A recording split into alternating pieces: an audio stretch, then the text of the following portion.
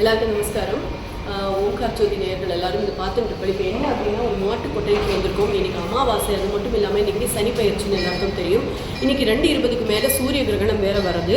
கிட்டத்தட்ட 5 கிரகங்கள் ஒரே இடத்துல இருக்கிறது சங்கமிச்சிருக்கு அப்படின்னு சொல்கிறது மாதிரி இன்றைக்கி சனி 6வது கிரகமாக அதே மீனத்துக்கு போகிற அமாவாசைங்கிறனால நம்ம பசுமாட்டுக்கெல்லாம் அகத்திக்கீரை கொடுக்கறது ரொம்ப விசேஷம்.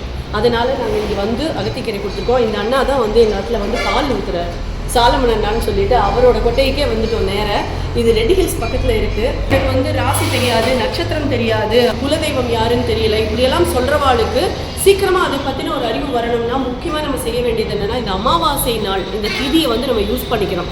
இந்த மாட்டுக்கு அகத்திக்கீரை கொடுக்கறது ரொம்ப விசேஷம். ஏன்னு சொல்கிறோன்னா எல்லா கடவுளுமே இந்த மாட்டில் அடங்கியிருக்காங்க. லக்ஷ்மி தேவிக்கும் சரஸ்வதிக்கும் இருக்கிறதுக்கு இடம் இல்லையா.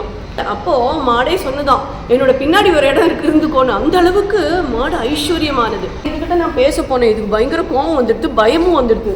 அதனால குட்டுன்னு ஓடி போய் எனக்கு இப்படி முட்டுற மாதிரியெல்லாம் வந்தது. அதனால எனக்கு ஃபர்ஸ்ட் டைம்ங்கிறதுனால கொஞ்சம் பயமாக இருந்தது. தொட்ட போனேன், அது தொடவே விடலை. இங்கே பாருங்க, இப்போ அதெல்லாம் அது நான் பக்கத்தில் போகிறதுக்குள்ளேயுமே ஜர்க் ஆகுறது தெரியுதா. அதனால நான் பாவம் அது வேண்டான்னு சொல்லிட்டு அகத்திக்கீரையெல்லாம் போட்டு கொடுத்துட்டேன். அந்த மாடு பரவாயில்ல, கொஞ்சம் சாஃப்டாக இருக்குது. அவளை பார்த்துட்டே இருக்கு. அதோட கொம்பை பார்த்தா தான் எனக்கு கொஞ்சம் பயமாக இருக்குது. பாருங்க, சாயலாம் இப்படி இந்த இடத்துல தான் லக்ஷ்மி தேவி, இந்த இடத்துல தான் நம்ம மஞ்சள் பூசி ஆக்சுவலாக குங்குமம் எல்லாம் வைப்போம். அது ரொம்ப ஐஸ்வர்யம்னு சொல்லுவோம்.